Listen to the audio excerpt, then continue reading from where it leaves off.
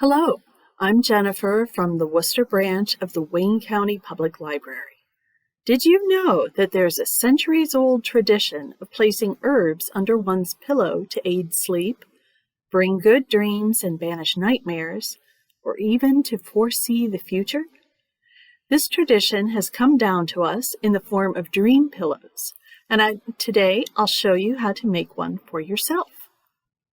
Several herbs are associated with calming anxiety and helping you rest, and two of the most familiar are lavender and lemon balm. So that's what I'm going to use in my dream pillow today. I also have some rose petals, which are, of course, associated with love, but also with feelings of peace. So for a quiet, calm, restful night's sleep, this is what I'm going to use.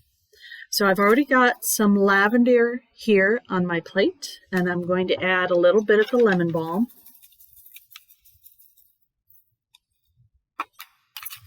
And some of the rose petals, just to mix it up a little bit. And then I have this muslin drawstring bag that I'm going to use. And I'm just going to open it up a bit and funnel those herbs in. It's very simple. You don't need a whole lot in the way of the herbs. You can see this is still not very fully packed, because what I do with my dream pillow is I just tuck it inside the pillowcase so that it's a lot closer to my head, so I can actually smell the herbs. That's why I don't want it too thick. What you can also do is just sew a little muslin pocket like this to enclose the herbs, but then have kind of like a nice fancy pillowcase to put it in. So what I've got here is a handkerchief, a nice vintage hanky. And what I've done is just fold the sides in like this. And then I'll sew the bottom up so that that bottom point meets where those two sides part. And I'm going to tuck my dream pillow inside here.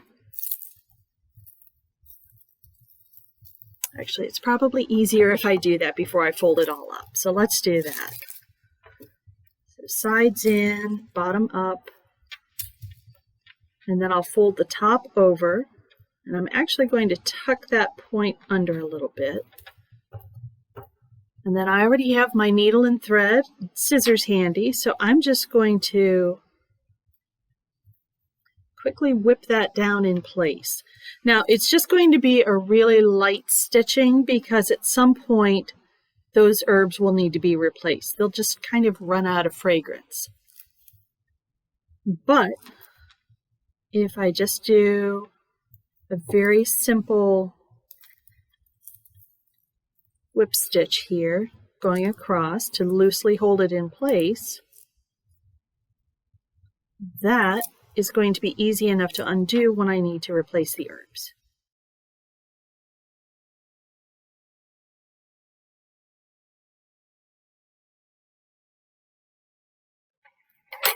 And there we go. Just a nice, tidy little dream pillow that I can slip underneath my pillow or into the pillowcase to keep it close to my nose so I can smell it while I drift off to sleep. If you'd like to learn how to make your own dream pillow and actually make one and take it home with you, I will be hosting a Make and Take program on Thursday, July 8th at 2 p.m. outside the library at the west end of the building. Masks will still be required, and I will set it up for social distancing, but you will need to bring your own chair. Registration is also required, and you can do that through the library calendar of events at wcpl.info.